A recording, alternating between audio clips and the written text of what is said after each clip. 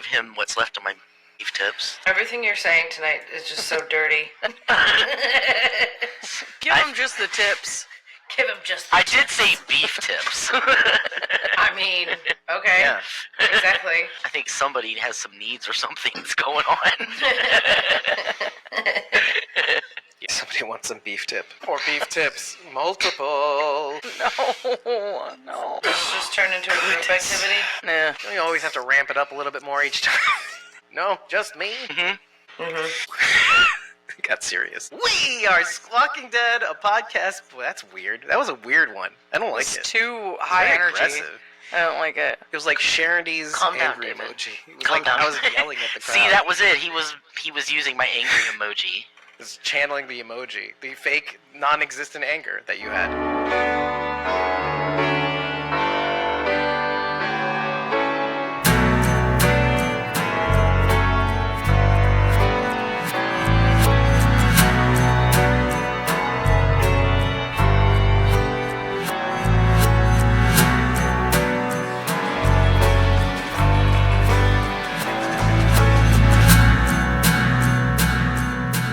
We are Squawking Dead, a podcast pulverizing programs beyond the Walking Dead universe. Sometimes we give you news, sometimes we make you laugh, most times we go deep. I'm your host, David Cameo, and I'm joined by Cosmom09, Rachel Burt, Sharon D, aka Blazy Gardner, and Bridget, ko-fi.com/punkybruiser. That's PUNKYBRUISETER. And it's really great, I should say, to have all of you here all at once. It's weird. This has not been the case for the last few weeks, depending on the show, but usually... It's been a weird and The Walking busy Dead. few weeks for everybody. And today we're here to talk about The Walking Dead, Daryl Dixon, the Book of Carol's 5th episode of its 2nd season, titled Vouloir, c'est Pouvoir, which means where there's a will, there's a way. Well, I said this to Evelyn today. It's been great to see people follow on Ko-fi and Patreon. We got Mags, who just joined a trial membership on Patreon. That was really great to see. And a couple of other things. It was like little bits and pieces that people were following after my little call to action. I'm now interfacing with the From community a little bit more on Twitter. That's been very nice. And special thanks and shout out to @Connie Dixon for LYF. That's Kira, for introducing me to a couple of counts. That was really, really nice. To cap it off, really, is that I want to be able to make you happy. And I think when we entice you to join these memberships, it's really just to get you through the door, because when you get here, you'll understand that, oh, I should have done this a long time ago. You'll really, really like it on the other side of the glass. Is what I'm saying. We're great people, and I think you're going to love interacting with us in our home turf, telling us what to do and what we're doing wrong, which you never do. You're great when you're behind the wall. Let's talk about this episode. I thought of a new way to start the conversation. And I thought, why didn't I think of this before? It's like the most duh sort of thing. But it kind of came from one of the episodes that we talked to. Actually, it came from the 3rd episode of Daryl Dixon, L'Invisible, The Invisible. And I asked about the title and what is it in relation to this episode? And it was the duhest moment. And it was a great kind of segue into, well, what does that mean? Who is invisible in the episode? So I was thinking, so vouloir, c'est pouvoir means where there's a will, there's a way. Let's talk about that first. Yeah, I guess. Sure. Great title. Okay. Let's move on, Dave. Wrap it up. So I think it pertains to many aspects of the episode. First, there's Carol's will in turning Ash to her way. And then there's Daryl's will in turning Laurent to his way. And then there's Lo Song, who is trying to turn the camp to bend their will to his way. So I think it was about all of those things and all of those people. So obviously it's a nice play on pouvoir de vivant, power of the living. A lot of it is, of course, we'll get this plane in the air somehow. We'll find a way to get it in the air. There's that. Where there's a will, there's a way. Let's clean the plane. Let's get all the ethanol for the plane so we can go home, which is what everybody seems to want. I was just going to say, I feel like this title kind of applies to the entire Walking Dead universe as a whole. It's a repeated theme that we constantly are seeing. We could make a drinking game out of, there's got to be another way. We've heard it a million times, and there always is. There always is another way. As long as there's a will, there's a way. And we've seen it time and time and time again. I remember distinctly Fear that question was always around. I think season 6, season 7. We got to find a way. Yeah. And then in The Ones Who Live, it's like, we got this. We got this. We can handle anything that comes our way. The difference between the two shows, one is hopeless and one is too hopeful. Too hopeful. But it's funny that you said that, though, because the show literally asks, the characters literally ask, why us? Daryl says, why us? And Carol says, yes, lucky. Thank you. Perfect Because we're answer, the ones Carol. who live. Perfect. Mm-hmm. Is that That's what why. you thought should have been said? No, it's just that in The Ones Who Live, we got all of the characters saying that line. So it kind Or of doing came everything back in their power around. not to say the line. No, in The Ones Who Live, the first episode, there's that montage. Melissa McBride is in that. There's like a bunch of people in that. No, that was the last episode of The Walking Dead. Okay, well, there you go. Whatever. It tied into the next series. Mm-hmm. Going back to Carol, should she have said that? We're the No. ones who live. If she did say that, Daryl should have said, the F you talking about?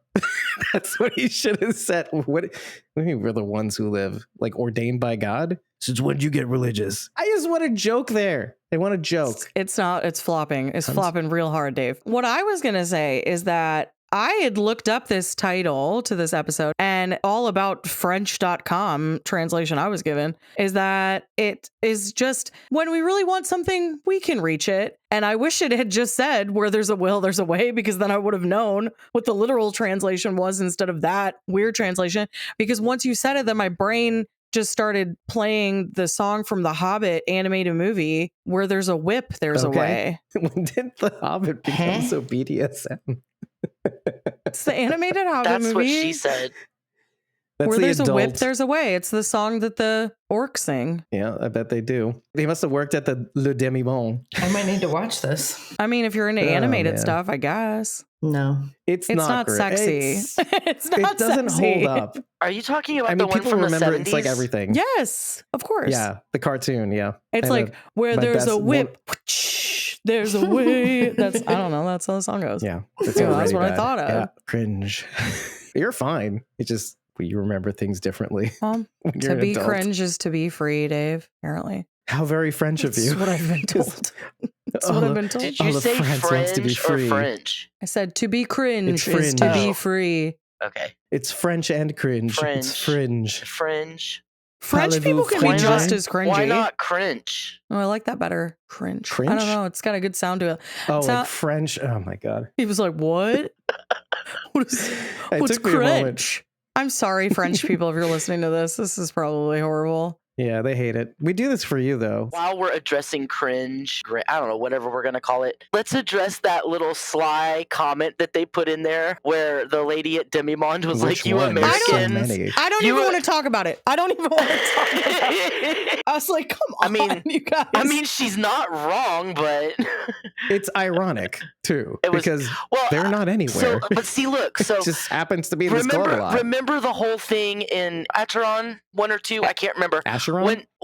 When they're in the tunnels and they see the whole thing about how the class warfare and all that. yes, They've never shied away from sticking little political things in there. I think it was more like American tourists are everywhere. That was the dig. It was a cultural dig. No, Mm. that's not what she said at all. Can you clarify then? What I took it as you it's American not like tourists seem to America be has ever everywhere. fallen for a fascist. Exactly. That was the exact line. Oh, there was the. Oh, you were talking about that. Yeah. I thought you were talking about the comment where she says, "You Americans, you seem to be popping up everywhere." No. That's like fair. as tourists. Yeah, Okay, I you're get, talking I about get the, that, but no, I was talking about the fascist line, which I just thought it was funny that they slid that in there. Yeah, at least America didn't fall for fascists, is what she said. Are you saying you're transposing that to today? I knew people were going to do that. It's not Really? factual. It was a dig. Exactly. That's what I'm It saying. is It was a dig. True. They weren't coming out and saying anything, but it was a little dig in there for people that were looking for that sort of thing or Mhm. attuned to that sort of thing. I knew they were referring to World War II, obviously, but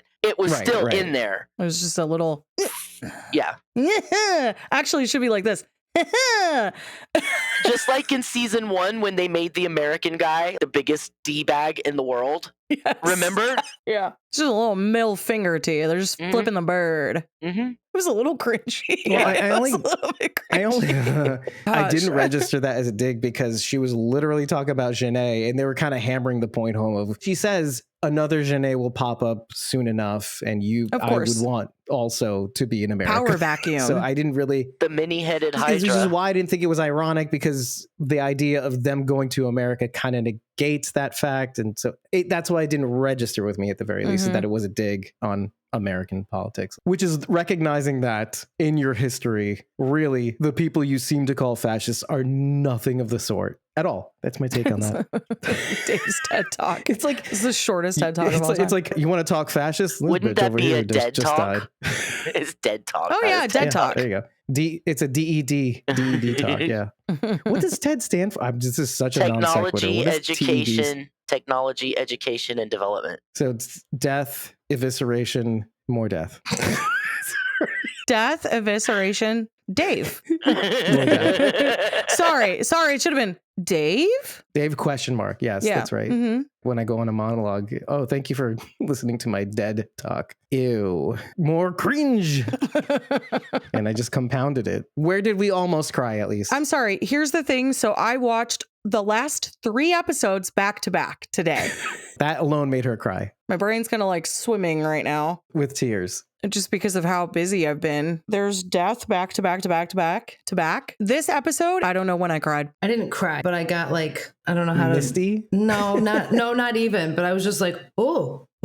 Oh no, I literally had to wipe away tears and hide my No, face. it's going to surprise you because it had nothing to do with any of our main characters. It was when they found the guy still alive in the airplane hangar. Oh, and he was really? And he was begging Daryl to kill him. Oh, I'm Yeah. really Wow. surprised. Okay. Yeah. It shocked me too. I was surprised that I felt that way, but he didn't want to suffer anymore, I guess. And he was just begging Daryl to Or kill him. also, he didn't want to die there and then turn into a walker. Whereas if Daryl killed him, he would never have to worry about that. Daryl could have killed him a lot of different ways and still turned. He just said, kill me. He didn't say stab me in the head or don't let me turn. He just said, kill me. I think in this world, when you beg for death, that's probably the thought, is that French you not people want to be turn. free. The backdrop to all of that is kind of what everybody sort of, mostly Anna Valerie, the demi-monde madam. She says the French want to be free, and they saw the plane come in a few days ago with Carol on it, she assumes correctly. Mm-hmm. And people are rushing to that plane, and he's just one of those people. And he made it. He got yay far, and it shrap killed him. Yeah. That's sad. Yeah.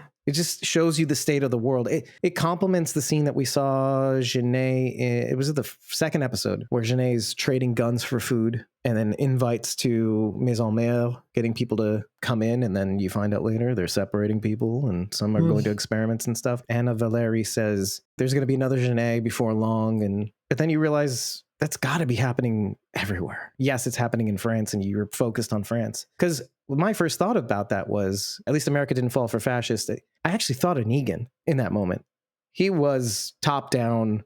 I'm the rule maker. The rules don't. I mean, he followed his own rules, but those rules were kind of not great, and they're mostly tilted in his direction. I get to do a lot of things. Lieutenants get to do a lot of things. People, not so much. That was what I thought was Negan. I got misty during Laurent's conversation with Codon. There was just something so... Is that when yours was too, Sean? That was one of them. It was so tranquil. This kid is a great actor. I say that because I see why people are comforted by Laurent. As someone who is not religious, the prayer and stuff doesn't affect me, but just the idea of forgiveness and that he was so quick to forgive and all that. He is a pure kid. Despite everything he's seen and everything that's happened to him, he still has like this goodwill towards everybody. Judith is that way too, and we've seen a lot of the kids like that, but I see there's something special in Laurent too. It's just something about him. He's very calming and quiet, and watching him just makes you feel quiet. Everything kind of becomes clear. It's kind of like stop screaming in your head and body for 1 second. I'm talking about from enough for you to kind of see that there's a way. This kid even admits so many people died to get me here. And that's a lot to carry. So the first scene that made me cry was when he was talking to Daryl. And I don't remember exactly what he said, but it made me think, what kind of a weight is that for a child to carry? To know that so many people have died so that you can be where you are and fulfill what your destiny is supposed to be. Judith has had to go through the same thing. How many people died to get Judith where she is? I started thinking about what a weight that is for a child to carry and how well Laurent carried it. And it just made me cry.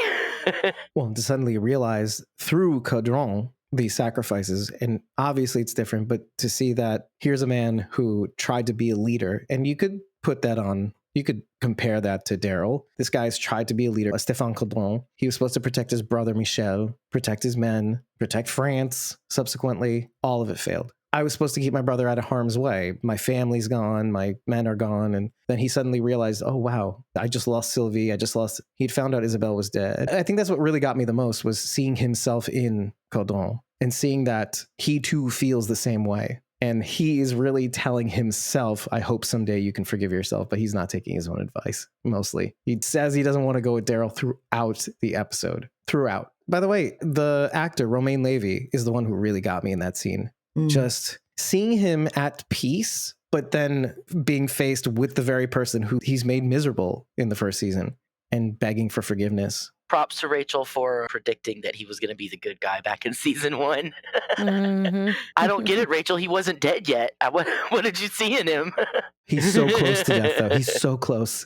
He's licking death's armpit. Season's not over yet. The dough's not done. Sort of a play on a line that we've heard before. Michonne, she said, what is it? Stupid. Anger makes you stupid. Stupid gets you killed. Yeah, that was very similar to the conversation that Laurent and Caudron had about anger makes you do terrible things and being afraid can make you do terrible things. That conversation really hit hard. We can apply a lot of things loosely to our own lives and stuff, but that was a big one. When you are scared of something or even angry, I think anger might be worse because when you do things out of anger, it never ends well. I've told Silas since he was old enough to understand words, you can't solve a problem if you're angry. If you feel yourself getting angry, you need to stop whatever you're doing and calm yourself down. You need to get back to a better headspace and then return to the problem that you're having. Because if you try to solve anything, I don't care what you're doing, it's not going to work. You're not going to solve any problems when you're in that headspace. From the mouths of babes, too. But I think he was also relating it to, was what Sharondy's point was, from the mouths of babes. From this babe, Sigliuzzi. Anyway, I try to say his name. I fail. But I think really what Laurent was getting at, I can't believe that I'm attributing this wisdom to this kid. Anger was what you used, but all of it came from fear. It goes hand in hand. Yeah. Almost as like it was the most polite way to say, actually, it wasn't anger that drove you. It was fear that you were going to lose everything, and you did. Yeah. He didn't come out and say it, but I think the overall message here was sometimes you do bad things, but it doesn't make you a bad person. Yes, definitely yes. I really had to think about that for a minute because it's hard. None of us would want to be judged by the worst thing we've ever done. Does that make us bad people? No. Exactly.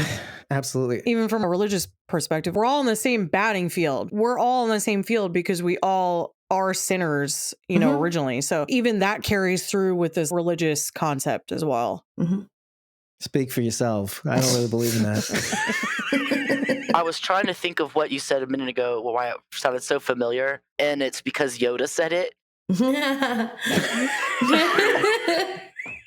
Fear leads to anger. Anger leads to hate. Hate leads to suffering. Leads to the dark side. Oh, yeah, that's right. Yeah. The Sith mantra.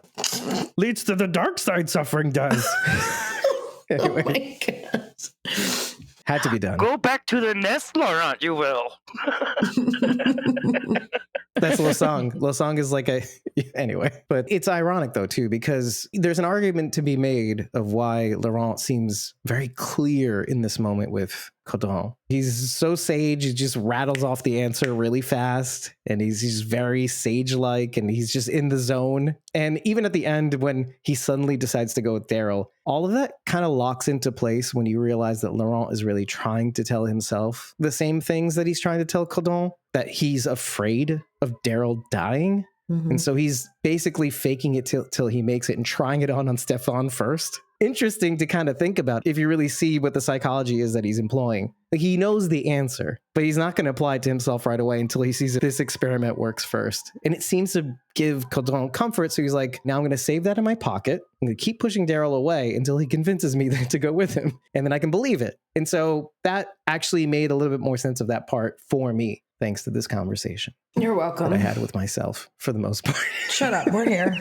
I took all your input. I really integrated that a little bit. But this is a good lateral move to Ash, because Carol kind of does this thing where she doesn't say it implicitly, but we should be picking it up. Why these people sacrificed themselves, living or dead. Anna Valerie, she says, I'm not doing this ethanol thing, giving you more than I can really give you for you. She says it's really for the kid. Everybody's sacrificing for the kid. But why? Because in him is hope for the future. It didn't have to be Laurent. It could be any kid. But this kid is special. He's been through a lot. He lost his mom during childbirth. She was a walker. It's how he came into the world. Stuff. Yeah, that's what matters. Yeah. Right. But then everything after that, it's like everybody wants France to be free. Everybody wants to go back to normal. And this kid, doesn't matter that he can do the thing that everybody seems to want him to do. He's a symbol of that eventual future that people can have that is somewhat maybe back to normal, or if not normal. You can easily transpose that to Ash. I'm going to say this. You can criticize me. Maybe some people might agree with me, but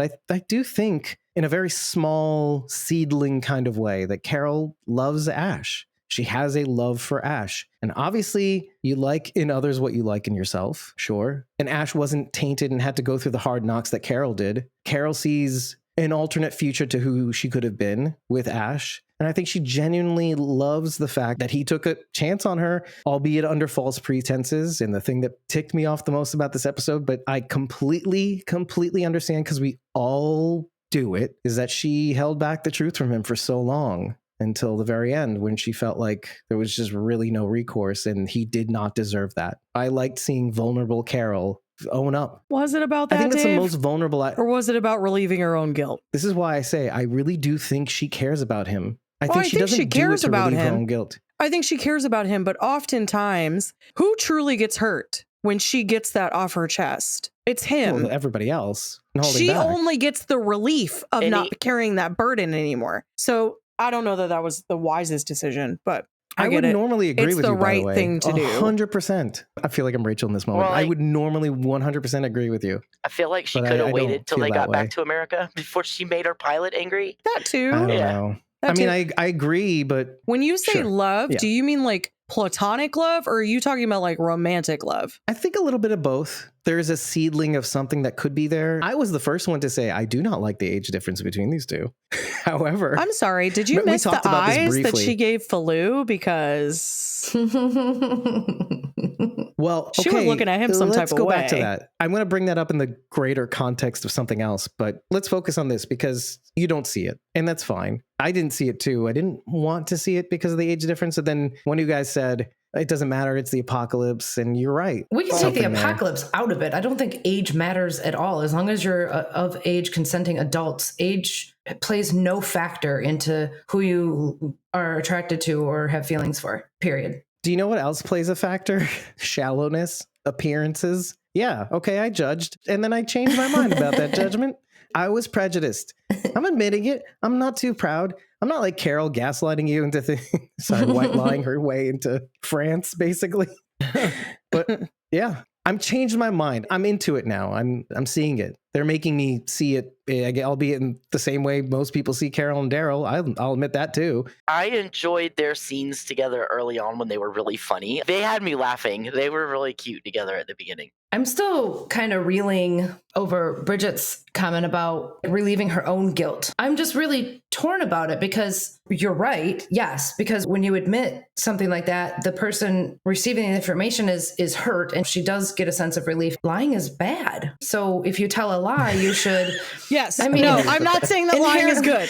I'm not saying that You're lying right. is good. I'm not saying that lying is good. No, I It's know. just that in I this know. particular situation, all telling him does is hurt him because he doesn't technically have to know this information in order to move forward. Usually when you tell a lie, it's to protect somebody's feelings. So when you come forward and tell the truth, it's always going to hurt that person. What I'm saying is I don't think it benefited him in any way to have that knowledge. He'd already said, hey, I'm moving on. You helped me move along. I moved past my son. I'm back out in the world. So basically what she did was say, oh, so everything that made you do that was false. And so now you're going to take a step back where you were before. So I feel like that wasn't necessary for him to know that. I'm on the other side. I feel like this was her way of reestablishing that trust, saying, look, before we make any more decisions going forward, I want you to make every decision going forward knowing the truth. Whether that means you tell me to F off and we have to figure something else out, then so be it. But you need to know the truth and make your decisions from this point on with the accurate story. Can I just ask a question in response to that? Because I love it so much. I really, really love that answer. Why? Why does she want him to know the truth? You know that it's not because it's the right thing to do. There's something there with her particularly. I'm not saying it's my answer. I'm just saying what you think. I don't know. I mean, I can only give a real answer based on my own perspective. What's going through Carol's mind? I couldn't say for sure. But I do think it's a little bit of what Bridget said. I think this is her sort of lifting her own guilt Relieving over, a burden? Yeah. And also coming to terms. I'm not saying it's the wrong Sophia. thing to do. I want us to acknowledge that is an aspect of it. Oh, yeah, no, listen. And you're right. You're right to kind of bring that out because that's what usually it is about in many cases, let's say, right? I say this because when I see Carol owning up to something like that, where she's having a hard time telling Daryl the truth, it takes so long to get to the final thing with even Daryl. But the whole thing is about, I want to say this thing because I actually care about this person. I know they brought up Ezekiel in this episode. I got little goosebumps. I was like, oh, that's interesting that she said that. Okay. Thanks, Laurel. You prayed for Ezekiel, for Carol. Okay, I understand that. That's great. Fine, let's move on.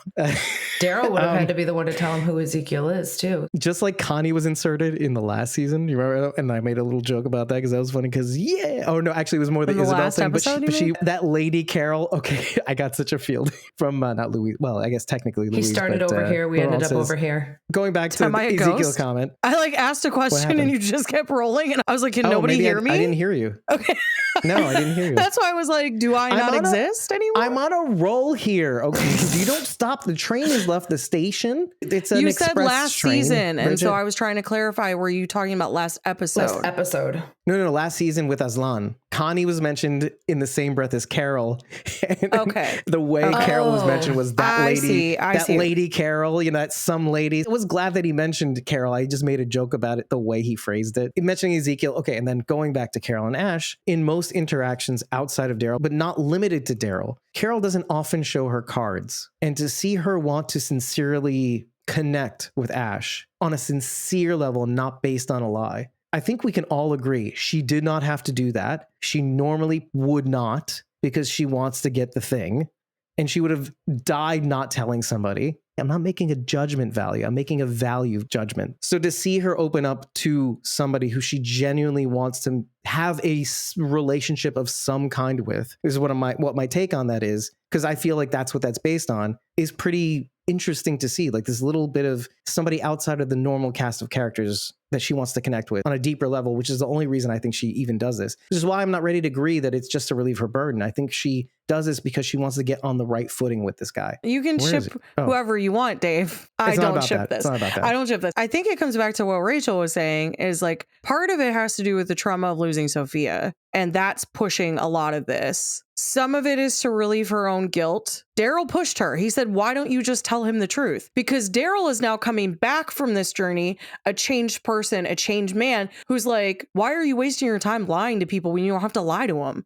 And you didn't even tell him a lie that would have been easy to pick up later. You could have said I was your brother. Mm-hmm. And that would have been like an easy correction later. But no, you picked your daughter. And Ash is 100% correct to say that is like so beyond where you should have gone. He lost a child too. He's grieved the same things. Carol's grieved this a number of times over. This was such an inappropriate reaction because she's obviously really going through it. And then when we finally get this discussion about, this was probably in the last episode, who was coming back? You said somebody was coming back on the radio and she says, oh, well, nobody, just a feeling. But one, is that a lie because you don't want to distract him with something else at this moment? Or two, you're lying to your best friend and unnecessarily. So it's obviously got something to do with something else. Like there's something else going on with her. So one of the things that really bothered me about the last episode, she did not have to pretend to be Isabel. She could have just been herself. Yeah, it was weird. It was super weird. There was no need for that. But just, I guess when you keep lying, it's just easier to lie at this point. She's so used to lying to herself. And if she tells Ash the truth, then for once she's not She lying has to to name herself it. at the same time. She has to face that same she truth. has to face, and it's just like you were saying, she didn't have to let herself be called Isabel, but wouldn't it was just easier, wasn't it, than trying to explain anything? So the combination of Daryl and the visions of Sophia have pushed her to stop lying to herself. She's been thinking so much about Sophia, and I'm sure a lot of this feeling that she has is, would Sophia like the person I am now? Would I be the person that Sophia still love, even if I did find her? This lady, my lie was true, and I was going to France to find her. Would I be the person that she would still love and see as her mother? Or how have I changed that much? That's why that line that she says, man. the world is filled with what ifs. Trauma alone. In response to we were just lucky. Yeah, trauma alone will do that to you. You know, you'll go back and think for her, like, what if I hadn't ended up with Ed? What if I had traveled the world instead? And then she wouldn't have been a mother. Then she wouldn't have lost her daughter. And then she wouldn't be going through any of this emotional baggage now. It's really easy to like spiral out. It kind of resonates now thinking about it. You mentioned Ed. She's probably been lying to herself her whole life. Ed's going to get better. That's why she stays with him. Things are going to be different. So she's lied to herself, and it's cost her. Now she feels like she's going to start fresh with Laurent. She's not going to start with Laurent with a lie, because even when she had Henry, she was probably lying to herself then about what she was doing and the life that she was living. Oh, she yeah. probably knew it wasn't going to last. While he was asleep, she burned all the saviors. So she's always lied to herself, and now she has this fresh chance with a new kid to not do that and to be honest and step forward. So maybe that had an angle to it also. Maybe, yeah. I didn't think about that. I didn't see that, but I like that you thought ahead that maybe that could be part of it. When it comes to Ed, I agree that she has been lying to herself for a long time. But I just want us to see the other side of that. Not that he would get better, but just that she couldn't be without him, or that he would hurt her if she did leave, or she wasn't going to be a good mom or whatever. Because we see some of that in that episode. I cannot remember the number of it. We've referenced it already this season, so I apologize for not knowing. I'm kidding. No, not Tell It to the Frogs. That one I know. No, it's the one where they're looking for Beth, and they're in Atlanta, and they stop by the abused women's shelter where Carol had stayed with Sophia. You referenced that more than once this season. I know, because it plays a big part in Carol's past, and it informs what we know about her. As someone who's gone through that, it's not always about that the person is going to change. Sometimes it's you're lying to yourself that you're not strong enough to leave. Something in what you guys were saying gave me a little bit of a dark thought that I'm not 100% convinced that is a thing, but I'm wondering sometimes when people lie so much in general. Let's not talk about Carol specifically, but we will a little bit. People that are habitual liars tend to believe their own lies, because that's what we kind of all do in order to interface with the world. To a surprising degree, I think all of us build an image of ourselves that we put out in the world. We see ourselves a certain way, and we want others to see that too. And when they don't, we get really pissed. Our idealized self. We talked about that recently. To put it bluntly, we're all varying degrees of narcissism. We all employ a certain, no, it's true, egotistic narcissism. And how that expresses itself is in the way people call you out on, well, you aren't who you think you are, and how you handle that. That is how your narcissism is determined. This is how you can handle that. But one, I thought to myself, now that Ed is out of the picture for 12 years, she says 12 years this year, well, who is she lying to now? Maybe someday I'll be better. Not Ed, me. It's the only one she has left. But that led me to a darker thought, which was, in some way, do you think Carol believed her own lie? That she had to really believe? And it didn't help that she's seeing Sophia in the barn, in the roof. We saw a little bit of that in the rooftop garden where we saw the little girl dressed like Sophia from behind. That maybe she is looking for Sophia. She had to believe that lie a little bit in order to convince Ash, or she felt like initially that was the move, but really she was seeing her and she might as well believe her own lie that maybe I am looking for Sophia. I like the explanation she gives to Daryl better than that. Which one? Sorry. It's so many. She picked a lie that had to be convincing, and it was something that she hoped would be true. I'm not going to say she convinced herself that it was true, but she was able to put herself in that mindset because she wanted it to be true so badly. It's funny because I think in that moment, she's telling Daryl, it's a thing. It's a nebulous thing that I want it to be true. But we know it. She's saying it for the audience. Maybe she just wants Daryl to be her little girl. I'm just Well, kidding. I think that's enough of an explanation, though. Oh, she could do his hair. I just vision of Norman Reedus with like a baby bonnet and holding a bottle or something. That's probably a thing on the internet anyway. I'm Moving on. sure. It's Charity's browser cache. What are you talking about? No. You tried it once. I'm not shaming you, Charity. I might Photoshop that now, though. Along with Yoda Lasang and Yoda Laurent. I got it. Oh my God. Put them together. I'm glad to feel like my mind has changed about that a little bit. I still think there is something there. I'm not saying relationship. Yeah, I Dave, see we can all seedlings of something. We can all agree she Yeah, really yeah, does but- care about him. Her conversations with him are fine, but because we know she's lying, it's kind of hard to see it. But when she talks about him to Daryl, she says that he's still A good person. Yeah, like that he's a good person, that he's still Yeah. like innocent to the world, Right. burdened by Mhm. like the yoke of suffering, like in that way. In her way. I think we can all agree that she really does very much care about him. There's also a difference because when Sophia died, she still had people around her. She Mhm. still had people to help her back out of that. And Ash apparently was completely alone. So he had no He has- one. Oh, like is this He has no one to help him recover. And now finally he does. This is why I started talking about Ash, by the way, is because of the comparisons between he and Laurent. It's the same reason you guys said when it came to, we had some back and forth, and all of it could be true, that Daryl is responsible. Daryl is his father figure. Daryl is, it's his duty. He feels like it's his duty to be with Laurent and bring him back to America, etc. Whatever the reasons were. But it's the same reason with Ash. The kernel of all of that is that Laurent is really, he wants to be with Daryl. Daryl wants to be with him. And without him, he has nobody. His aunt's gone. His mom is gone. Père Jean, sisters, Sylvie. Everybody Laurent knew and cared Was about close is to. gone. But I think that also is one of the things that makes him special is even after all of that, he's still the kind, very loving and Yeah. gentle person that he's always been. Even losing Issa did not destroy him. He was like, you know what? She's with my mom now. Everything's okay. So even all that trauma and death that surround him, even watching people be killed in front of him has not changed his innate goodness. And maybe that is why he's special. And Cadran even sees that too. This is why I'm transposing it to Ash too, because it's interesting that we're going to go back to Greenland on this one, because it's what I think is a little bit disturbing about when Ash kills Hannah, I think it was, one of the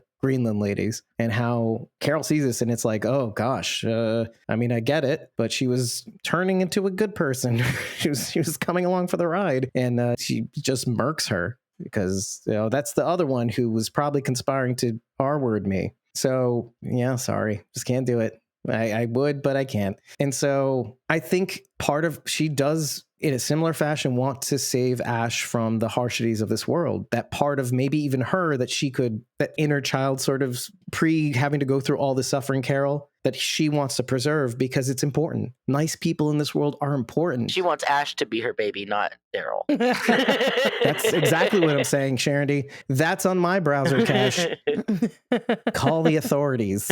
She should have taken Ash to the Demimonde. I bet that would have made him feel a little bit better. No, he's my pure baby. No, don't go, Ash. Browser cache, erase. I wanted to cap that thought because a lot of this reminded me of The World Beyond and how we were talking about it's important to have people behind walls to maintain humanity. As much as everybody made fun of it. What do these kids know? Well, no, but they're educated on the apocalypse. They're just keeping their humanity behind walls until the CRM completely demolishes them. But at the same time, it's important. Judith, too, to a large extent, behind walls of the prison cell. She doesn't know any better until they reach Alexandria. And then she gets an education like these kids. And it's important to have people like Ash, people like Laurent, to be able to be these symbols of hope to kind of turn to. And some of them can get out in the field, but, you know, they have a role in this whole thing. Laurent Anyway, was sorry. describing the place he wanted to be. Do you think we'll ever have a place where kids can go to school and we can ride a bike? And the thing I was thinking was, Dad is in America. He still didn't want to go. Even when Daryl's like, you can have that. There's a place in America that's like that where you can go to school and you can have friends. And even then, Laurent's like, I want to stay here. Was there something in there where Laurent suddenly realized that he would be allowed to be a child if he went there? Because he changes his mind and he's like, I want to go to America. I don't have to be this. I can go and just be a regular kid in America. I think a lot of his changing of his mind had to do with the fact that Daryl reassured him essentially that the burden is not for him to bear, that all of these people died to get him to where he is. He can't leave that if he stays where he is. It's like he'll be living with that memory always. It's like the witness relocation program. He moves to another place. Nobody knows who he is or what he was before. Exactly. And so that pressure is not on him. He realized, I can let this go and I can move on. But I get why he would hold back, because the sacrifices changed too. Père Jean, the sisters, it was all about getting him to the thing. And I wouldn't fault him for thinking that half of these people died because they wanted me to be the savior. And it's talked about in the air, you know, and Falou kind of reinforces it. And he says the thing that you guys all said, if you need proof, it's not belief. It's fine. Very fringe. My exact words out loud were, amen, brother. While I'm watching the episode. Exactly. I thought about the conversation. I said that during last episode. I thought about the conversation. We all said it in every episode. Except for me, because I'm horrible. I can see how he wouldn't be able to let that go. All these people died for me. And I think in his mind, he's registering, not just the people recently that died to protect me, but who had this hope for me. Even Caudron, maybe to a certain extent, wants him to be that thing in a nebulous way, that thing that people need. They need to hear that they can forgive themselves. They need to hear that they can be forgiven. And I like that explanation, Bridget. Daryl feels like if he takes Laurent to a place like the Commonwealth, then maybe Laurent's innocence can be maintained to a point. He still has to teach him self-defense, and he's still going to have to do that kind of thing. But if he goes to the Commonwealth, he can ride a bike. Right. He won't have to lose the innocence that he has, the innocence and the innate goodness, because he won't have to go through the same traumas other people have gone through. If he goes to the Commonwealth, he's in a safe place where he can be a kid, and he won't have to become the person that you have to be in this world right away. He can be a kid and then grow into it. I'm just going to add one more thing. When you're raised from the time you're very young, 12, 13 years, to be a certain thing, and then all of a sudden you realize you can actually have a life, that is alien to you. I know he reads about it and he's talking about airplanes at the end of the episode. He's like, I never seen one up close, and we'll be in the sky and we'll be close to Isabel and my mom. These are all disconnected concepts that he's only read about. And when he says, I want to be able to ride a bike and go to school, etc., we all automatically went to just the last episode where I think it was just the last episode when he was talking about Isabel, about taking a stroll and watching a sunset. We all kind of went there. We're like, yeah, you can do that. But the reason why it's obvious is because he's like, that's not my thing. That's not what's meant for me. The conversation he has is because he wants to push Daryl away. But that's because he's thinking, I don't want yet another person to have to sacrifice for me because of this cause that I'm used to. That's where I'm relegating it to. He needed to let go of that conditioning. That's what I wanted to hammer. That conditioning that he's had from such a young age. Can you imagine how hard that must be to break out of as a kid? You're meant to see yourself a certain way for so long. No, that's like the highest level of brainwashing. You're the Messiah, Dave. That's like so high level. It is for us, but for a kid, he doesn't know any better. That's true. That's why Daryl was effective on him, because here's somebody that comes along that does not believe that he's Messiah and does not even necessarily believe in what they're talking about, yet he's still doing the right thing. And I think maybe that gave Laurent a different view of what he could be. He doesn't have to be what the nuns told him he had to be, or Père Jean. He can be somebody else. Maybe even just add a little piece that may not be true, but I can see it, is, can you imagine the little bit of separation? And first of all, you have to remember he grew up with all these older ladies. He didn't grow up around children for most of his life until that. Except Sylvie. I don't know how long with Daryl, when he finally meets other kids. Except Sylvie. So yeah, Sylvie, but Sylvie was older than him. I mean, I guess for a little while, maybe they had some connection. You know, that age gap does close in a little bit. Well, she was like an older sister to him. Yeah. Yeah, exactly. But like not other friends and kids. She was like a family member, if you really think about it. Not other kids and friends that you can be friends with outside your sister. This is my point. And so can you imagine the disconnect? They all love him. They all care for him. But there's always a little bit of space between them and you, if you're going to put yourself in Laurent's position. There's always that little bit of, you're the Messiah. There's a little bit of fear in there too, maybe. I don't want to piss off the Messiah. There's a little bit of that going on. This kid is really special, and so I'm going to walk on eggshells in certain situations to not, first of all, piss off God. And two, on the positive level, to not, because he's still a kid. You want to be able to give him all the tools that he needs and not traumatize him in any form or fashion to mold him in a way that is unbecoming. And so, yeah, I can see a world in which by the way, makes me think of last year when Daryl kind of grabs him and shakes him after Aslan dies. And there's that little bit of anger in him, and you're believing all these things. And it was interesting probably for Laurent too, to see finally somebody break out of that routine and shake this kid and be angry with this kid in a way that he's never, as traumatizing it was for me to watch, see this moment between these two people that I don't think I've ever seen him that angry too. It really disturbed me in a way. In that struggle, I think they connected on a level that I don't think he's ever had with anybody. Does that make sense? That even between he and Isabel, there was a disconnection, I think, too, because she had to pretend she was somebody else. I don't think he knew she was his aunt, if I'm not mistaken, for the longest time until Daryl came into his life. Yeah, I think she told him later. Yeah, Yeah. much later. That right? just shows how strong Laurent is, because he had this super soft upbringing as far as the apocalypse goes. He didn't have to suffer. He didn't want for anything. There was no fear or anything. And now he's thrown into this. It's been a pretty short period of time. What has it been? Maybe a couple of months this has taken place. So in this couple of months, he's lost everybody he knows and cares about, has been shuffled around, watched people die, watched all these terrible things happen, and he's still the hopeful, innocent kid that he was. And I think that shows just exactly how strong Laurent really is. Maybe that is why he's special. You remember in Fear when John and Dwight were talking about how the apocalypse changed John, when he was like, "You're lucky it didn't change you." And John was like, "Well, it changed me in a good way." Maybe this is a good change for Laurent. It's the Walking Dead formula. Right. It's changing him for the better, but he was already a good person, and he's not letting it change him for the worse. There's a good line of comparison between what you just said about Laurent. He was already good. He became better. Well, he kind of entered this world under the apocalypse, but that's a different thing. You can draw that line to Lasang, where arguably it made him worse. The rigors of leadership wore on him to a point. Right. The feeling of the demands of the people of him to have a solution.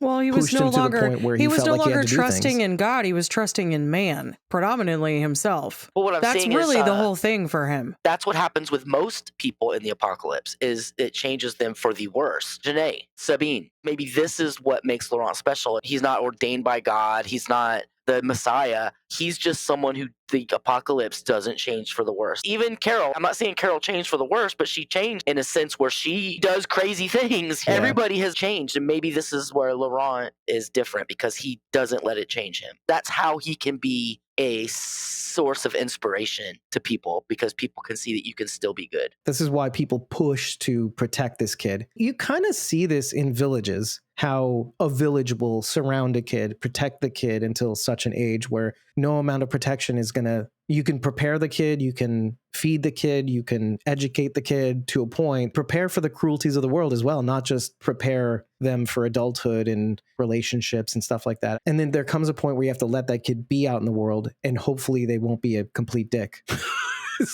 But what I'm saying is that I think France is, in a way, we'll just use the large term France, all the people that this kid meets, they want to protect. They forgot themselves. Like Codon, they forget themselves. They worry about themselves. They give food to the Pouvoir de Vivant. They do all these things to protect themselves. And when they see this kid, they're like, wait, there is a future. And there's a party that wants to protect that future. Maybe it's human nature, that part of you that wants to protect a future for generations to come, like a sort of prime directive. It doesn't have to be religious, but it's interesting to see that, because he represents humanity in a child. And it didn't have to be Laurent. Like I said, it could be any kid, but this kid takes that sacrifice and rewards all the people that he comes across with a response even. Maybe it's his duty to not relinquish his humanity. Maybe that's his role, that he does his best to meet that challenge. That's what makes him so special. He doesn't let them down at all. He's very special. But in the same breath, I will say this. I keep seeing Isabel in Laurent. There is a little bit of that con artist in him, that reading people in such a way, we said this in the very first episode, reading people in such a way to be able to see how they're feeling, but then using that, what would normally somebody associate with a kind of shady tactic, using in a way to help people to genuinely get at the thing that's really bothering them, which is what I saw in Codon. He had the answer right away, and he was hoping he could apply it to himself, but that's a side note. You see this again and again and again, that he can read people in such a way, like Isabel did in the clubs, to kind of get the watches and the the money and stuff, but he's using it for good. I'm glad that I could see that in him. It's hard not to. I was actually enjoying the demi-monde scenes, watching the crazy girl dances, and the music was great. Very different. There was irony too. Anna Valeri says, all of France wants to be free, as she looks at the waiter with the drinks. And yet he's dressed as a sex slave, and it was like, and she kind of laughs like she knew the joke.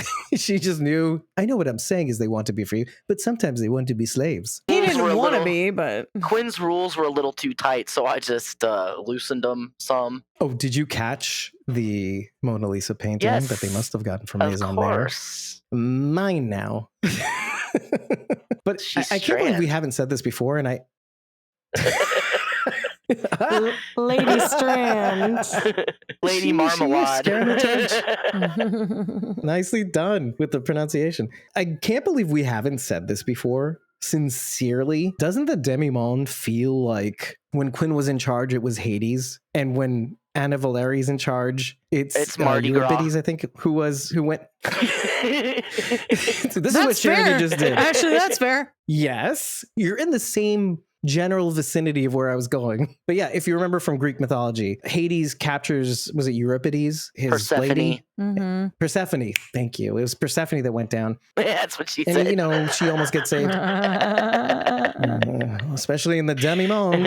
I should feel like I should break out in the song. But didn't it feel like Persephone was the one who was running Hades now? There was something about that I didn't really associate the demi-monde with. It was a little more springtime for Hitler. That is a really great correlation, actually, because of the musical production of it all. Correct. I'll take it. You see the imagery I was trying to connect with. I feel like it was staring us in the face for 2 seasons. It looked lighter, but I would argue that she is really struggling to maintain power. I would agree. Sort of. She makes it look so easy, though. No, I did kind of realize that on a level, she talks about fascists, etc., but you realize how she has to be in order to maintain things. But then I wondered, what is keeping anybody from ransacking this place and organizing against her? I just keep thinking about that. But then I realized that what happened to the last person who tried to stay in charge? Maybe that's what keeps them in line. The person with the power arguably has the biggest target on their back. And so they're like, you know, I'm glad you're in charge. I will take it. to some degree, I don't know that they're happy about it because They don't look it. no, they look very unhappy. It's almost like she's too flighty for it. Everything is just like on her whim. And there's little to no foresight, maybe because of that. The people who are employed by her are like, you are not making the right choices right now, which I don't know. Maybe she is. We will have to wait and see. I don't know if we'll go back to that. Oh, wait, no, actually, I watched the teasers incidentally. It was which, by on the for a way, second, and I saw that she was on the next episode. I'm not talking about it. Some of you do turn it off. I feel like they gave away a key plot point in the teaser for the next episode that gives you answers. That the episode ends on who's going to go on the plane. And the teaser kind of shows you. She's just like everybody else, and she's fallen under, I don't want to say fallen under Laurent's spell, but she feels the same power, for lack of a better word, from Laurent as other people do. And so it's not that she's flighty, but when it comes to Laurent, she feels like she needs to do whatever she can to help him. If you remember in season 1, she gave him the Eiffel Tower necklace, remember? Yes. Whatever it is about him that people feel, she feels it too. That's why she's doing the things she's doing. I shouldn't have said it that way. She's doing what she feels is right. I think Dave was the one that said she was flighty. I said that. What I was trying to get across is that I feel like the Flighty? people who work Really? for her probably feel that way. I can agree Yeah. with that. Or maybe she also True. realizes that Daryl and Laurent are the reason that she has the bar now, because they're the reason that Quinn is dead. Which is why she helps them so readily. She's like, well, you're my good luck charm. But also, I do think that says a lot about her. The two things that inform you on who she really is more than she jokes about is how she cares for Laurent, cares about doing the right thing for France, let's say. While she says a new Genet will pop up, I get the sense that the demi-monde will always be there for the people, that they need her. They need her spirit in the demi-monde. If you really think about it, Quinn was the demi-monde, but I think Anna Valeri drove that bus. And now that he's gone, she gets to do with it as she sees fit. I think Quinn maybe skirted the rules for self-interest in some places here and there, did things for himself, didn't do things for the good of everybody. And I think she is doing everything that she does for the sake of this place, not just for herself. And she sees this institution as necessary in the current time. Even though Genèse will rise and fall, the demi-monde will always be there for either whoever's in power, for the needy, for the soldiers, for the not soldiers, whoever wants to come in. This is the neutral zone. This is where the apocalypse doesn't reach. We're already in the catacombs. We're in the dead. She represents an institution that I think, as begrudging as all the employees are, they realize it's necessary. And who wants to be the ruler in hell? I wouldn't. I'm glad to take orders. Being an employee at the demi-monde is probably somewhat of protection. You're known in the city, and people aren't going to mess with you. Any leader in history will tell you that hunger is the first thing that'll make people rise up. Lack of entertainment is the second thing. I think you put a finger on something, Sharon D. It takes what I said a step further. In a way, why can't this place be part of the solution? Just like Laurent was meant to be protected. The demi-monde should be protected too. It's part of our soul, that part that this place represents. The material, the dancing, the drinking, the sex, all of that stuff should be protected. It's not just about the holy side of your life, because it's never more clear when Lausanne comes to the bar and they play with each other. The dancers and singers, etc., they're getting in his way, and he's not giving them static. He's just like, they recognize that they're both parts of a whole that makes us up. In that, this place is just as necessary as the savior of humanity. That's really cool if you think about it. People need this place. They're always going to need this place that is a part of themselves. So we didn't talk about the one scene that I know Rachel would definitely want to talk about, which is saving Ash and the evil Walking Dead. And I'd like to give the floor to you, Rachel, to lend us your thoughts. See if you have it in you to be animated about what happened, or if you didn't really like it, I would like to hear why you didn't. I have so many questions. Actually, no, I don't. I have one question. What happened to the walkers? Two souped up walkers just went through and started tearing apart all the other ones? Have we seen this? Mm-hmm. Didn't? Yeah, we saw that at the end of Daryl Dixon when they were one. fighting in I the don't pit. remember them. The crazy walker just ran over and grabbed the one walker and ripped it in half or something. Ripped its head off. Yeah. Yeah. It informed you that they do tear each other apart if there's nothing else around to tear apart. I guess I needed to see it again at some point, because I saw him inject the things and I'm like, what the heck? Now you got two extra crazy ones to deal with. And then that really, really cool pan around shot where it's just like, what's going to happen? Yeah, like what's going to happen? And then all of a sudden, like explosions of blood everywhere. And I'm like, so now someone else is there? And I kept waiting for like somebody to open a door, and then the walker like came through the window, and I was like, what? And then Carol kills it, and then the other one comes through the back, and I'm like, what is happening? I was so confused. I honestly forgot that the souped up walkers were attacking the other ones. It's a small consequence of injecting them with aggression. By the way, you notice that's why Daryl chooses to inject one on the opposite side and the other on the opposite side, because they don't tear each other apart. Right. So they'll get everything in between them. Yeah. To reinforce we're not BSing you, Rachel. This is a thing. No, I guess I would have just liked to see it again at some point for like a reminder, because I did forget that we saw that. I was a little confused. I think my favorite part was when they got out of the car and like all the bodies are just like in half and they're just like moving around. It was so funny. Animatronic heads. One of my favorite parts about all that is when Carol says something to the effect of, "Don't worry, we're gonna get you out of here. I'm gonna get you out." I just laughed out loud when he said that. He looks at Daryl and he's like, who's that guy? Who's he? She should have said, that's my daughter. You don't recognize her? She's changed. From the barn? It's very nitpicky and doesn't even matter, but Ash is in the front seat. And then when they get out of the car, all of a sudden he's in the back seat climbing out with Daryl. And I'm like, you were in the... Oh, well, maybe it got stuck though too. Because you remember how the walkers pushed back? I looked in the car and I'm like, okay, well maybe like he put the seat down and he just like hopped over. No, the seat was up. Yeah. I looked. You know what? Exactly me when I was saying, and I double checked it today because I'm so annoyed by this. I actually found out where Maison Mère is. As Daryl and Carol are walking into Maison Mère, there's a little bit of a writing on top of the fort. It's a fort, and it's really Fort de Colmay. It's on the outskirts on the northwest of Paris. And why did I look it up? Because of my little rant about how can Mont Saint-Michel be in the north if this place is further north? Mont Saint-Michel is directly west, but it's just a little bit south on the coast of France. So it just bothered me, and I'm so sorry. I really, so I can have it too sometimes. Just dumb stuff that doesn't even matter. I feel like I'm taking away that role from you guys when you get all nitpicky. I'm like, well, now I'm stealing it. I'm taking it back. I'm taking them all back.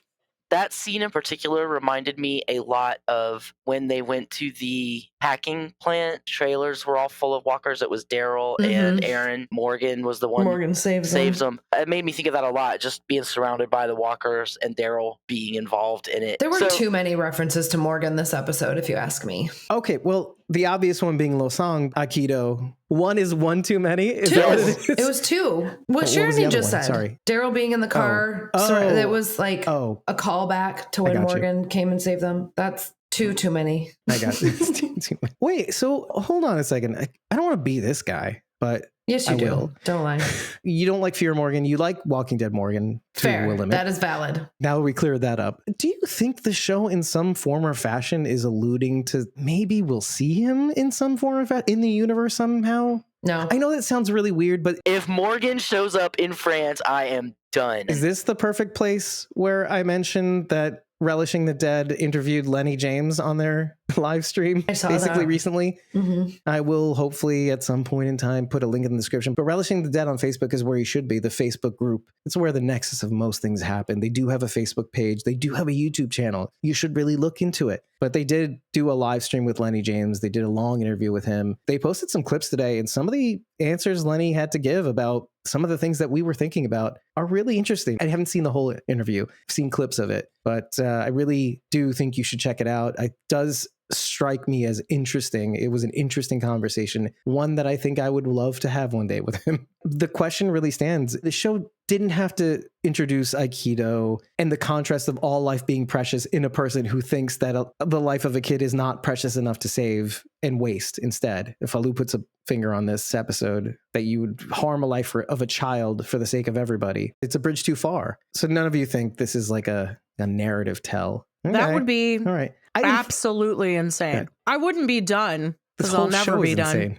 But all these shows are insane. The Dead Walk? What is happening? Morgan can't come back. Carol finds Daryl. That's even more insane. Maybe I need to clarify this. Me llamo es Morgan.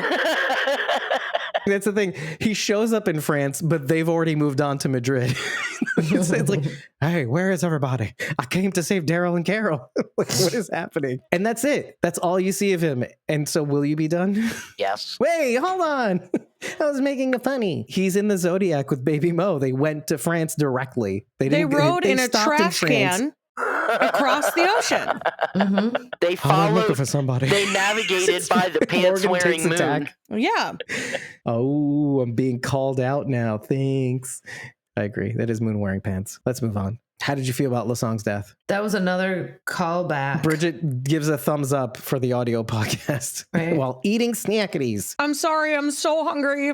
And there's high chews in the house. And that's what I went and got. And they're so good. High chews are delicious. We've seen Daryl use skulls another time to kill somebody. When he hooked it with the fingers and whack. Oh, yeah. Well, it was a Les Affamés in the burnt. There's like a field like of charred in like tar and half melted. They were burnt by the tar. Yeah, and he pulls, it was like a Predator move. He pulls it from the eye sockets and then the spine comes out and everything. It beats the other one with beats the guy. Yeah. You know what I really liked about that scene? Other than the fighting, is that shot of the skull at the end. Yes. Because the light pouring through from the eye sockets looked like an eye indistinctly because the lighting is so dark on the outside and the light pouring through. I was like, oh, it looks like an eye. Ooh. Did you get that? I don't know. I thought it looked cool. I feel like Rachel in that moment. I liked that it cool. was. Yeah. I liked the way they lit it and that it was very shiny and you could see the blood on it and everything and it was broken. It was illuminated very artfully. They're not filming in the real catacombs, obviously, but ossuaries, it is a real thing. The cubby that Laurent hid in was Saint Laurent on the mantle. Yeah. I did notice that. I didn't put it in my notes though. I was too busy thinking how stupid it was for him to hide in there. I thought it was like a deeper thing you could go back in. I did too. That was a throwback reference to Rick leaving Sophia Sophia. behind. Yes, I said the same thing thought to the same Dennis. thing. Yep. I hate this so much because this brings me back to, I hate this so much. I'm going to use Bridget parlance for this one. I hate that for Laurent. If that is a narrative foreshadowing. His ending has changed. This season's not over. Okay, the season's not over. Let me spit it out because I didn't really spit it out. On the one hand, I acknowledge the fact that the Walking Dead universe seems to spare many people near its sunset years. Many people, they actually don't die. On this show, we haven't been so lucky with Isabel. At least on The Walking Dead. Nobody's we lost dying. Rosita at the Everyone end. is literally dying. Listen, we have to compare it to early seasons where like, oh my God, who's going to stay alive by the end? And you have that picture, everybody's grayed out except for Rick. And there was Daryl. a question mark on Rick and Daryl, and that was it. And Carol. Carl died. All these Sasha, right? Abraham, not Eugene. He wasn't in the photo though. So there you go. What I'm trying to say is compared to earlier years, people tend to seem to survive, I think, for the most part. But I'm also acknowledging that they're going out of their way to show that if Daryl is to be the one, the caretaker for Laurent, and Carol's reliving her journey with Sophia, maybe that's happening to prepare Daryl for a loss. Given all of the callbacks to Sophia, this is going to be where it's different because they do different. Mm-hmm. Learn from your mistakes. Right. Okay, Carol listen. finally telling Ash the truth instead of her keeping up a lie. Now Ash can be there to save Laurent instead of him dying like Sophia did. So you're saying risking breaking things in order to rebuild, to make a better you. She's risking Ash giving everybody the finger because I felt like he was going to do that when Laurent goes, oh, I've never been on a plane before. I'm in Ash's headspace going, A, who the F is this kid? B, excuse me? C, not after Carol. Told Then you I'm they were thinking going to to be wing myself, walking. They're all going to be wing walking.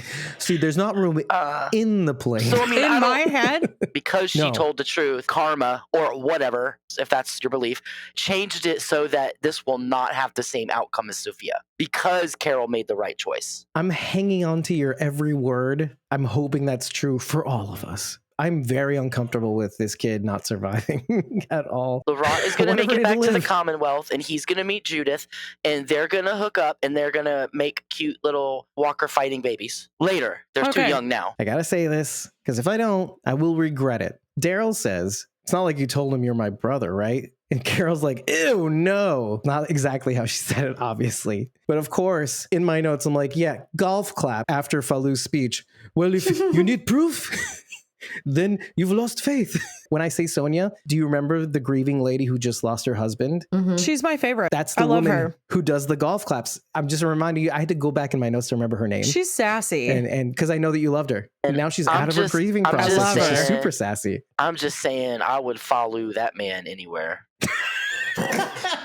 Why is he such Heard. a babe? Heard. I hate myself for saying He this is. out He's just- loud. Travis just came and opened the door and was like, Excuse me. "You're Excuse me? talking about me?" Not exactly. Oh God, Bridget. Bridge is like, obviously man. not. Think of a new yes, bedroom. obviously, I'm talking about you. Okay, Travis, manicure your beard. No, it's not possible. Never mind. Just call It's him not. Falu. It's not possible, dude.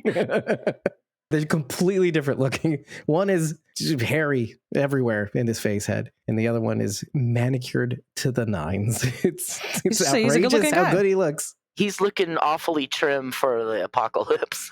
He must have Al's Well, it hairstylist. seems to be. Oh yeah. Okay. When you said trim, I thought like figure wise, but yes, all that. He's manicured. Yes, he's It's trimming the other way insane. also. Wait, what was I touching on though? I remember because it was easy to forget. Daryl says, "What'd you tell him? I'm your brother." Yeah. And Carol goes, "Ew, no." And just like Sonia in this episode, I did great job, writers. Great job baiting the hook on the CARYL fandom. She No, didn't you're say more to ew, me no. than just that Daryl Dixon. She just said no. We have a special relationship because they've boned. That's why they can't say that. I had that in my head when she's like, "No, ugh." no, Like, she ugh, did like, not. no. She just said no. She said, no, nothing like that. I guess we all see what we want to see. Don't we, We just David? get- Right. Like Dave is just making up I'm complete just parts like, of the script. I won't come closer, and I did indeed come closer. She just does it anyway. I Bridget, come won't. closer. I'm putting myself in the headspace of people who are hanging on to these every words and picking it apart and I seeing it in know. a certain I'm way. sure Like, that kinda they like, had a field that, day you know- last episode. They're like, now she's dead. He's gotta go back to Carol. I'm giving myself a pat on the back. I was going to say something worse than that, but I'm not going to now. And switch from my imitation of them to me. Just then. just to cap that off, it's hard not to put myself in that headspace of what they must be thinking when she says that. Because it's such a weird response. It's like, would it be so bad that she did that? But also, would it be so bad if she was herself with Dee Dee and Theo in the last episode? She didn't have to be Isabel the nun, but she didn't have to do a lot of things. She wanted to collect more data, apparently. Yeah, but would it be so bad for her to say to Ash, yeah, you're like a brother to me? This is what gets me. Okay, that's not that strange. Yeah. Why is it so easy for him to do that with Rick and not easy to do that with Carol? This is what gets me. It's literally the writers baiting that goddamn hook. Sorry, blasphemy, whatever. Lord's name in vain. I'm going to disagree, but it's fine. I'm still thinking about what you said was the most tear-jerky moment of the episode, Rachel. It was surprising. It shocked me too. Yeah. I have one thing to say. I don't know if this got brought up in last episode. Hopefully, Sharon, you brought it up. That ain't a firefly. That's a lightning bug. Actually, what I did was draw the parallel between that and The Last of Us when they called them Firefly people. Yes. Oh, yeah. They're Firefly people now. She completely Derailed everything. The most emotional moment for me in the episode. I'm like talking about how Isabel is just saying, I'm going to be okay. And she goes, Firefly people. I'm like, what is happening? I'm scared all of a sudden.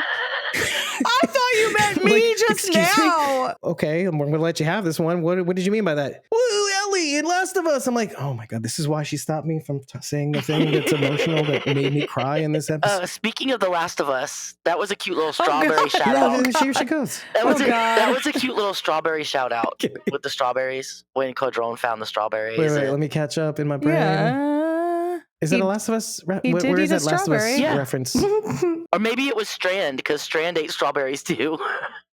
We had said for several episodes, along with the fact that a man of faith loses it because he needs proof. We had also said for a man who does not see the writing on the wall, he sees that he can't get to the kid. God's protecting him from me. He walks into a crypt, and the first thing you see is death. He's walking into the catacombs, looking around. Oh, like some suddenly in the catacombs, there's suddenly skulls all around me. What is that all about? It's foreshadowing. It's so easy. But again, he doesn't see the signs. He's not recognizing the signs. Maybe if you walk into this place, you're going to die. To be fair, most of the skeletons in the catacombs did not die down there. They were alive and they died on the surface, and then they were taken to the catacombs. I thought it was telling that both second in commands, Janae's second in command Sabine and Jacinta is the second in command, the one who influenced Losang to go little nutty pants, are now in charge. How angry am I that they did not bother to make sure that woman was dead? Because Codron is turning a new leaf, by the way, and that's why he doesn't do what Daryl did to Losang, essentially. Although, I feel like a weird saying this, but I'm going to say it anyway. Watching a grown man beat another woman was so weird. Because, okay, there are so many forces at play in this one scene. You're like, is this all right that I'm watching this and being okay with it? On the other hand, it's like, I hate this lady. I hope he's good. I got a little too excited, and then I realized, wait, I'm on the stage now. I need to get off the stage. Is it like a doctor's office where they have to call another woman in to beat the woman for you yourself? What doctor's office are you going to where they're beating women? No. Oh, yeah, what? Like the MMA doctor's office. Oh, I know what she's talking about. She's talking about like for the downstairs stuff. When you have Like when they right? when they frisk you at TSA if you're a woman, they Downstairs grab stuff, a woman. yes. Yeah. The doctor, when they have to do downstairs Not stuff, literally. if it's a male doctor, they literally require a female to be present in the room. So I'm saying, is that what this is like? Like you have to bring in a female combatant to fight the other female? You can't let her fight the male? Is that where we're going with this? There wasn't another female. Oh my God, I was joking. I'm so confused. It's like a woman in a Codon mask. Is that what? Anyway, the point I wanted to make was it was exciting to see filming. I need to bring a Jacinta woman in. Please, union rep. But no, it was exciting to see Jacinta hold her own with the katana and then stabbing Cordon. But it was equally exciting to see Cordon wipe it off. I was thinking to myself, wouldn't it be great if he just picked her up and threw her against the wall? Just like And then he You did. know, like he's pretty strong. And then he did. And I was like, oh my God, did I will that? It's really weird. But the equally exciting though, and I don't know, maybe I'm wrong. Maybe you didn't think so, but I liked that Losang was difficult to take down. For the most part, like Daryl's having trouble. Your protagonist can't have it that easy. Otherwise, it's not believable. Correct. You've seen him fight. You've seen Losang fight. And he knows Aikido, and we know how that works. You use their force against them. Oh, you said a bigger thing that I think you meant to say. Because I'm not taking it back to Morgan, but what we learned from Morgan, Aikido, and all that I'm not stuff taking it was- back to Morgan, but Morgan. Back to Losang, we learned about Aikido is redirection, right? Yes. Yeah. It's all about redirecting the other. Like you said, Yeah. why couldn't Losang do that? Because he sucks. He had no balance. Yeah. You've Which is seen why him he get lost. visibly Yeah. upset. Do you remember when they did the Yeah. golf claps and he turns around to face the camera? Oh, yeah. Like away from the claps. He's like, And his face is twitching. I'm so angry. So He when lost gets- control when he stabbed Isabel because she tried to cut him, and he was like, "Ain't nobody gonna cut me with my own rusty Nobody grate." make me bleed my own blood. Yeah, exactly. Nobody bleeds me but me. But Too bad we didn't you let the infection just put a take finger him. on exactly what his demise was. It's not the cordyceps. What is happening here? You get to do it with the firefly people. I get to do it with the No, cordyceps. the infection from the rusty grate. Yes. I meant for the fungal infection, the one that turns him into an explodey head. It's not substrate, Dave. Explodey head. Well, he That's not did right. get turned into an Explodey explodey head. head just by Daryl. Point taken. What you said, Rachel, that was really the undoing. He couldn't redirect. downfall, He yeah. couldn't. Brilliant. Because otherwise, I think he could have. At least they didn't show it He to would've us taken Daryl like, down easily. like they did Oberyn Martell. Oh, I was. I know. Yeah, they didn't show it. wow. They didn't show us. Oh. But that's what I pictured. Watermelon. But I like the illusion. Watermelon head. It looked like I could have worn his face as a mask because it was so deflated. It's like the eye sockets were free. You seen those videos where they put rubber bands around watermelons until they explode? Mm-hmm. Copy. Roger that. Over and over. And okay. I do hope you enjoyed this episode as much as I think we all did. I did. Real complaints. I did. I'm very glad that Codron was alive because I was really angry last week when I thought he was dead because he was one of my favorites. I'm still mad about Isabel dying. I'm never going to get over that because that was some bull. Yeah. Well, I will note one thing. I felt like in the first season, I only just noticed it now because we're in the 5th episode. We're yay far with penultimate episode. Next one's the season finale. I don't know about you guys, but I did feel like the first season felt like we went more on a journey. Whereas in this season, I don't know about you, but I didn't feel as much as a big journey. I feel like we went places. It could be as a result of the cast of characters and how many of them we have. Now we have Ash, we have Carol, all the people that we thought were gone are here. And The first season was a physical journey, and this one was an emotional one. good answer. I'll take So, it 100%. Even though we feel like we're staying put for the most part, it's still an emotional journey. yeah. It's still exhausting, but in a different way. Well, if you feel like that's true or false, like anything else we've said in this episode, and you feel like you want to add to it, head over to ratethispodcast.com/squawkingdead. Tell us what you liked about this episode. Tell us what you didn't like about this episode. Just remember to tell us about this episode that you liked so much or didn't like this much after every single episode. It really does help us. I'm not going to force your hand, but we may just say something about that in the next episode or repost on social media. And if you really like what you've heard, I think you should join us in the chat as we discuss these episodes for free. And to do that, you can also follow us for free on ko-fi.com/squawkingdead or patreon.com/squawkingdead. But like I said at the top of this episode, please join a membership tier. We could use the financial certainty. For as little as $4 a month, you can get access to our Discord. You can tip us and also get access to our Discord, but you get more Discord access. Take a look at the memberships that we have on offer on either ko-fi.com/squawkingdead or patreon.com/squawkingdead. And hopefully we'll have made enough financial sense of our finances to be able to see you at a convention. I've been your host, David Cameo. And I'm CosmoMom09. Lazy Gardner. And Bridget. Go to ko-fi.com/punkybrewster. that's BUNKYBRUISETER. Spooky. We'll see you next week for the season finale of The Walking Dead. Daryl Dixon, The Book of Carol, Shamalama Ding Dong. Okay, thanks. BBQ. Bye. Say it, Charity. Say it. You want to say it. Night. No. Hobbit. Yeah. No. Stop it. Stop it. Stop Okay, it. bye. We gotta go. Bye. Okay, bye.